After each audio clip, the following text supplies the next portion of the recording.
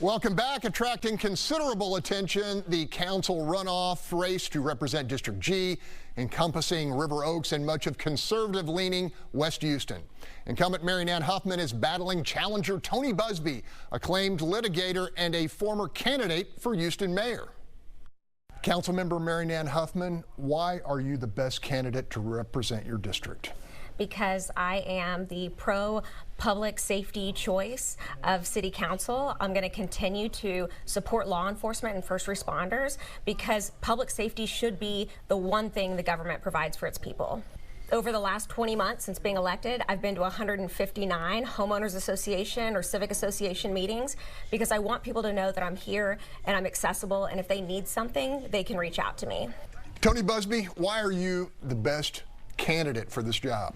Well, I have the most experience, obviously. I know more about the city than my opponent. I know about budgeting. I know about policing, all the things that we're suffering with right now. You know, I have that skill set and knowledge just from running businesses, running law firms, been involved in every kind of case that there can be. And the city needs a very strong advocate for District G. You know that District G generates 37% of the city's revenues, gets about 9% of the return. District G is really the face of Houston when people come from outside of Houston. And we just don't have a strong advocate. And that's really what I bring to the table, is the ability to understand data, make arguments, and really be a strong advocate, not only for District G, but also for the city. If reelected, what challenges would you focus on like a laser beam? One of the things we get a lot of calls about is the water bills in the city of Houston. The water bills are crazy. Nobody should ever have a comma in their water bill. No one's electricity bill should ever be less than their water bill. So we need to figure out what the problem is and rework the whole system. If you can solve or make tremendous progress on one problem facing that district, what would it be? If we could put 500 additional police officers on the streets of Houston to deal with the crime issue, to make people feel safe, to make people actually safe, and specifically put police officers in the neighborhoods of District G, I would feel like I've done something. Recall, 25 years ago, we had 350 more police officers than we do today.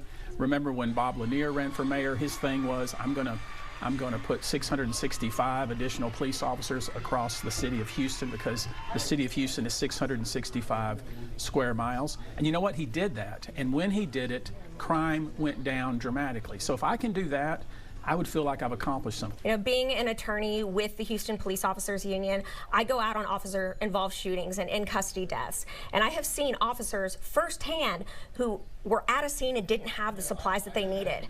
We ask these first responders to do a really important job, but we need to make sure they have the resources they need to be successful. There's corruption at City Hall. Let's all just see it for what it is.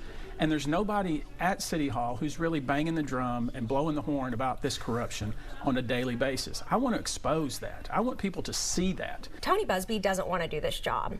He's not going to be at the school crosswalk at 6:45 in the morning, standing there with the parents and the crossing guard, making sure the kids have enough time to get across the street. He's not going to care about your stop sign or your fence. He's here for now because he wants your votes, but he won't be there forever. She claims to be a proponent of policing. However, there's fewer police on the streets. You do not hear her banging the drum for corruption. You do not hear her really getting inside the books of the city and pointing out where the money is being wasted, the fraud, the contracts going to the wrong people for the wrong reasons. She is not a strong advocate.